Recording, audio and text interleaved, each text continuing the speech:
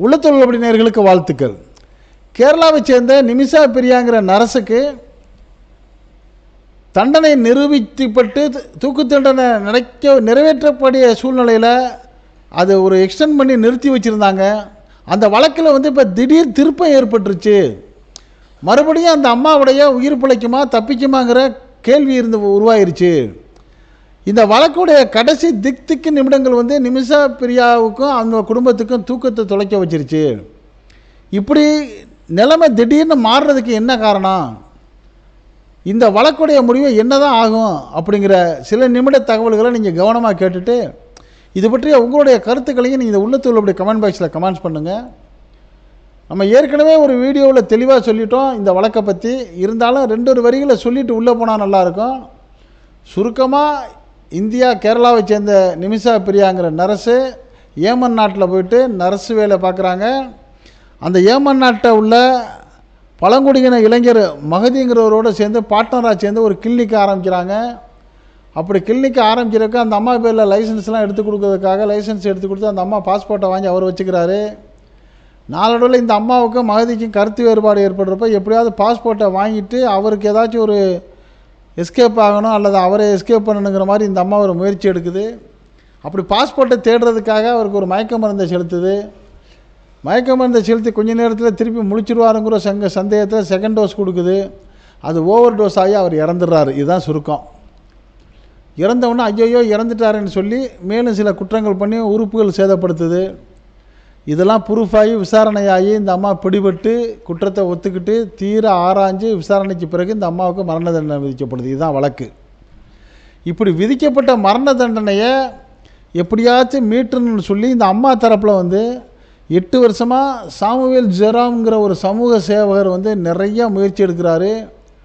இந்திய அரசாங்கமும் ராஜ்ய ரீதியில் முயன்றாங்க.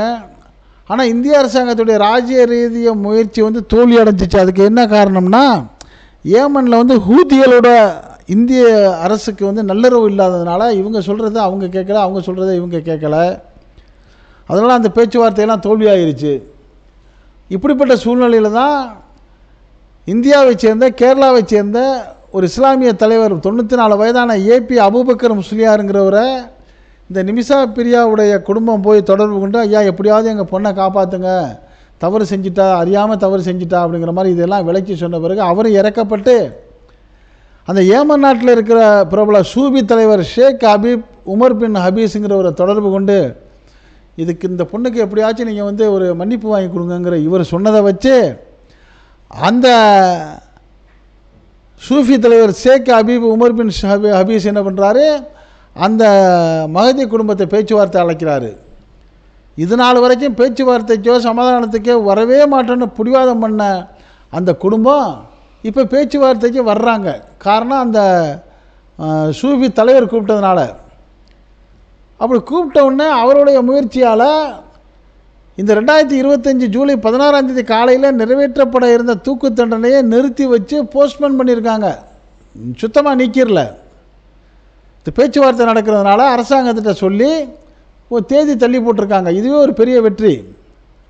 இப்படிப்பட்ட சூழ்நிலையில் அடுத்தடுத்து பேசி அவங்கள சமாதானப்படுத்தலாங்கிற ஒரு முயற்சியில் அந்த சூஃபி தலைவர் ஈடுபட்டுக்கிட்டு இருக்கிறப்ப நம்ம இந்தியாவில் உள்ள ஆளுங்களுக்கு வாயை வச்சுட்டு சும்மா இருக்க மாட்டாங்கல்ல. சில ஆளுங்க வாய்க்கு வந்ததை அள்ளி விட்டாங்க. அரபுகள்லாம் பணம் கேட்குறாங்க, ரத்த பணம் கேட்குறாங்க, பிளட் மணி கேட்குறாங்க, 1 மில்லியன் கேட்குறாங்க, அப்படி இப்படின்னு போட்டு விட்டவுடனே இந்த செய்தி வந்து கொலை செய்யப்பட்ட மஹதியோடைய குடும்பத்துக்கு போனோடனே அவருடைய சகோதரர் அப்தல் ஃபத்தாங்கிறவருக்கு கோபம் வந்துடுது. அப்போ நாங்கள் வந்து எங்கள் தம்பி உயிரையும் கொடுத்துட்டு கேஸ்லேயும் வெற்றி அடைஞ்சிருக்கிறோம், எங்களை வந்து அபாண்டமாக பணத்துக்காக நான் பேசுகிற மாதிரி சொல்கிறீங்களா, சமாதானம்லாம் பண்ண மாட்டாயா, போட்டே தள்ளியாத, எங்களுக்கு நீதி தான் வேணும் அப்படின்னு உறுதியாக நிற்கிறாரு.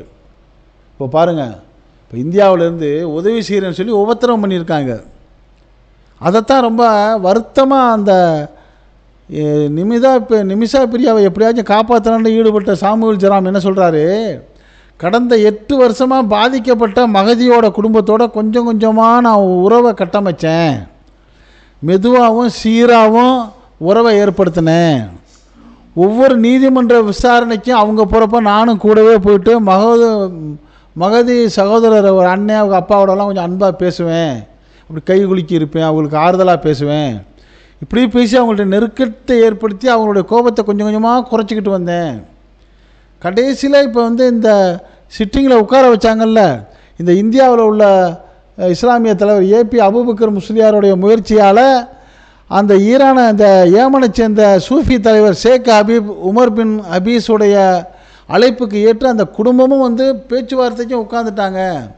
பேச்சுவார்த்தைக்கு உட்கார்ந்த பிறகு அந்த தூக்கு தண்டனை வந்து 16ஆம் தேதி காலையில் நிறைவேற்றப்பட வேண்டியதை தேதியும் ஒத்தி போடுற அளவுக்கு கொண்டு போயிட்டோம்.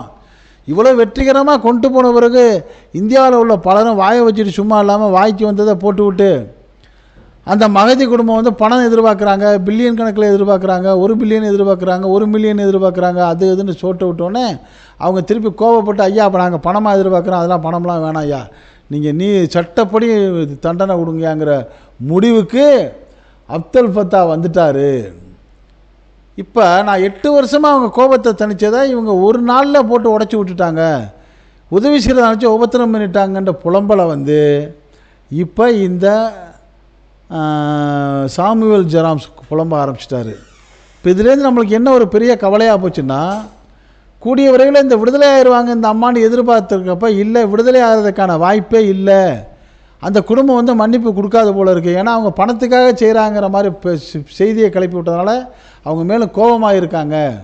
அதனால் அவங்க வந்து மன்னிக்கலைன்னா நிச்சயமாக மறுபடியும் தண்டனை உறுதியாயிருமோங்கிற கவலை தான் இன்றைக்கி நிமிஷா பிரியாவுக்கும் நிமிஷா பிரியா குடும்பத்துக்கும் தூக்கத்தை தொலைக்க வச்சிருச்சுங்கிற செய்தி வருது. இதிலேருந்து நம்மளுக்கு கிடைச்சிருக்கிற ஒரு பாடம் என்னென்னா, எந்த ஒரு செய்தியை கேட்டாலும் அதோடைய ஆழம் தெரியாமல் கருத்து தெரியாமல் நம்ம உதவி செய்கிறதா சொல்லி உபத்திரம் பண்ணிடக்கூடிய வேலைகளை செய்யக்கூடாதுங்கிற செய்தியை தான் இந்த காணொலி மூலியமாக நம்ம நேயர்களுக்கு நம்ம தெரியப்படுத்துகிறோம். இது பற்றிய உங்களுடைய கருத்துக்களையும் நீங்கள் இந்த உள்ளத்து உள்ளபடி கமெண்ட் பாக்ஸில் கமெண்ட்ஸ் பண்ணுங்கள்.